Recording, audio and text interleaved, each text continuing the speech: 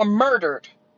We didn't talk about Bree Black. We didn't talk about Shaquille Peters. We didn't talk about Drea McCarty. We didn't talk about Brayla Stone. We didn't talk about Mercy Mack.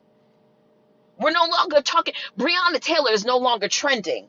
Ahmaud Arbery is no longer trending. Nobody knows what the fuck. Nobody has searched for justice for Sandra Bland. Freddie Gray's shit is still in vain. Elijah McClain is still in vain. Alton Sterling is still in vain. Oh my God, child. Ooh. Atatian? I can't even. Tatiana. Excuse me. I don't know why I couldn't say it a while ago, but Tatiana. Oh, Jesus Christ. Tatiana Jefferson's death is still in vain. You know, it angers me that they would entangle us and render us in a place of deep unconsciousness, that we are not giving focus and prudence to the things as a community that we should be focused on. 12 million fucking people tuned in to hear Will and Jada speak for 13 fucking minutes about something we already knew. And then the audacity of them to say, given light of what is all happening, we thought about not doing this, as then they follow by doing it. So you are woefully, willingly and woefully participating in the unconsciousness of your community so you can get us entangled in your shit, so 12 million people can get unfocused, so we can ignore the fact that Ghislaine Maxwell is saying that she hadn't seen Jeffrey Epstein in 10 years and she needs to be let out of jail. Bitch, we seen the footage. We all glossed over because we were so entangled in Will and Jada's fucking bedroom. We didn't have any time to pay attention to the fact that fucking Roger Stone had his goddamn sentence commuted by Donald Trump. We don't have time to pay attention to the real shit. We ain't got time. We don't have time. We don't have time to care, bitch. We don't have time to care. We don't have time to care because the same black voices of entertainment that we asked to rise up and be a part of the cause, they rose up and they made a decision. And they put us on the fucking menu instead of helping us out at the table. And I am so disappointed. I'm disappointed in myself. Because listen, I lost consciousness on Friday. As soon as this fucking thing aired, I was all in. I was all in. You think that this is not on some Shonda Rhimes scandal shit? These motherfuckers been together for 25 years. Then to have the audacity, the unmitigated gall to blame Black Twitter for having to tell the truth. Listen, you could have just shut the fuck up. You could have just kept that goddamn 13, 14 minutes to your motherfucking selves, Will and Jada. You didn't have to tell us shit. You chose to. And then to blame us for it. You know, I know we all laughed endearingly at it and we made fun of Will. Will don't give a fuck. Will don't give a fuck about you making fun of him. Michael Dyson or whatever the fuck. Michael Blackson, excuse me. Will don't give a fuck about you making fun of him. Okay? 50 Cent. Will don't give a fuck. You goddamn distractions, you. You guys are all fucking distractions. Instead of you getting on fucking Little Tunchi Radio and saying, hey man, you know what? 6 black trans women died. And no one knows what the fuck is happening. No one still knows what happened to the young lady in Rikers Island and how she died. That young trans woman. Nobody knows. But here I am to help in the tapping in of the unconsciousness.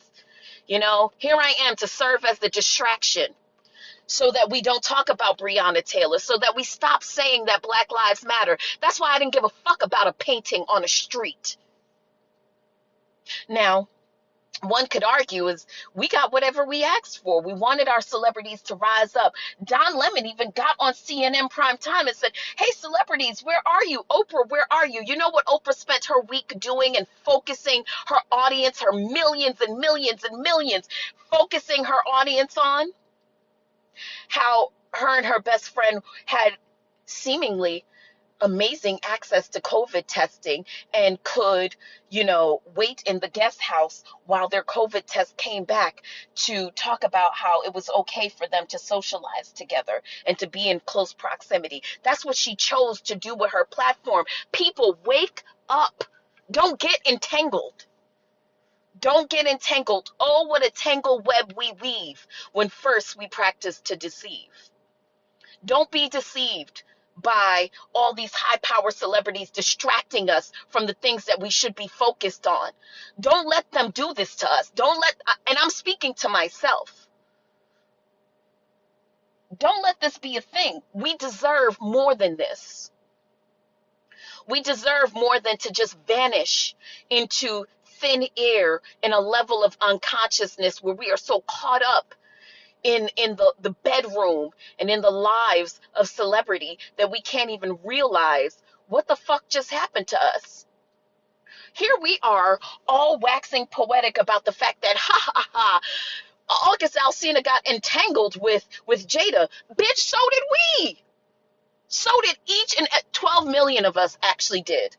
So before you point the finger at him, please peep the ones that are pointing back at us. We got entangled too. We got entangled too, y'all.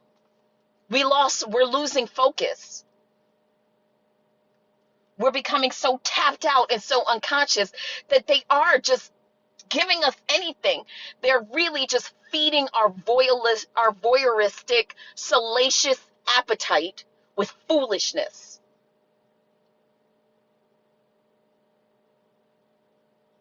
Do you really think that it is happenstance that Will and Jada would just now come out and tell us their business after 25 years? After we've all, girl, haven't the girls been talking? Don't the girls know? And secondly, girl, haven't we all been entangled? Haven't we all fucked with somebody else's man or woman? Haven't we all? You motherfuckers acting goddamn surprised by an entanglement. Bitch, we've all. Currently. We are all getting distracted by the fact that black people only make up 13% of the population but are killed by the police at twice the rate of white Americans. We only make up 13% of the U.S. population, y'all. It's not many of us. Seems like there is, but do the math. Do the math. Do the math.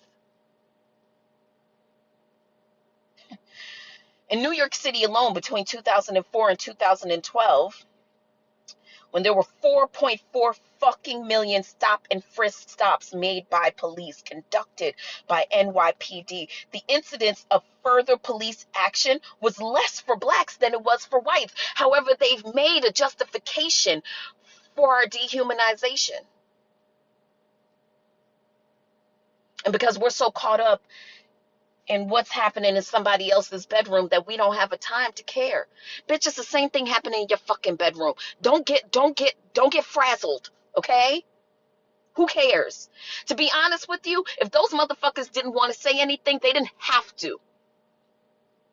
You guys, it was just Monday that 50 and Lil Wayne came with their bullshit. It was just over the weekend that Terry Crews was saying more shit. It was just during the week that Terry Crews was saying more dumb shit to Don Lemon. It was just during the week.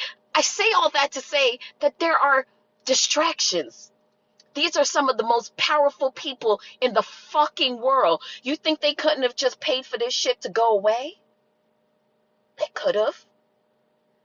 Dig deeper and question not the fact of what happened, but why are they choosing to tell us this now?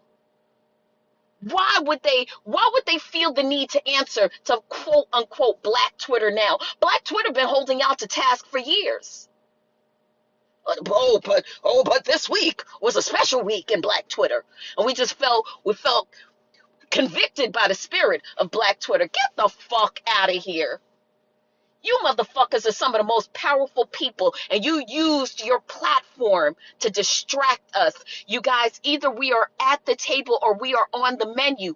Don't get frazzled. Don't get entangled. Listen, let's take a break because baby, I'm worked up. Let's take a break, okay? We're gonna pull the car over really quick, okay? Then we're gonna come back and we're gonna set the table this week. And this week, we are gonna set the table for the law of detachment. We'll be right back. And we are back. So this week in our setting of the table, I wanted to focus on the law of detachment. Now, the law of detachment is a necessary and vital component to the law of abundance. Now, what that means is in order for there to be a level of abundance that's achieved through manifestation, there has to be a level where you are able to let go. Pastor Bernard Beckwith of the Agape Church calls it the actual letting go stage of manifestation. The whole idea is as you let go of the need to arrange your life in a particular way, the universe brings abundant good to you. So the focus for manifestation is oftentimes on what you desire. You know, people often think of abundance as some sort of tangible thing, you know, cars, homes, but abundance can exist even in energy. You know, perhaps you want a more patient abundance. Perhaps you want a more kind abundance, an abundance in which, you know, love is overflowing in your life. Patience is overflowing in your life. So you begin to manifest that. Understanding that abundance is a state of mind in which you believe intrinsically that something is yours and something will be yours. There is also the lost idea that you must detach from the want that goes behind manifesting abundance. The want really is nothing more than the saying of, if I get this thing, if it works out for the greater good of the universe, or if it doesn't behoove the universe that this thing be mine, at least not right now, I am detached enough from it that regardless of what the outcome is, I'm going to be okay. It's a hard thing to grasp. But understanding manifestation and abundance is also understanding the ego and the role that it plays in the laws of potentiality and possibility. Now, abundance doesn't mean that there's no limits. There are limits, even in abundance. Now, you might be wondering to yourself, well, what the fuck? How is that possible? See, the law of abundance can only come into form when you realize the limit of you being able to coerce abundance. There's a limit to it. God creates an unlimited supply of whatever we need, but the limit of abundance is the idea that you're not tied to it. It's not about how much of it there is, but it's about the fact that I am not tied to this thing. Abundance is understanding that things are transient. Relationships are transient. Today you have a friend, tomorrow y'all are not friends. Today you have a kid, today you have a marriage, tomorrow you're divorced, tomorrow your kid moved out.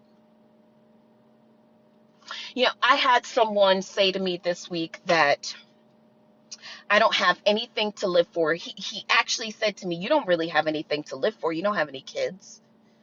And I thought to myself, as opposed to getting in my ego and saying, oh my God, I feel so bad for myself in this moment.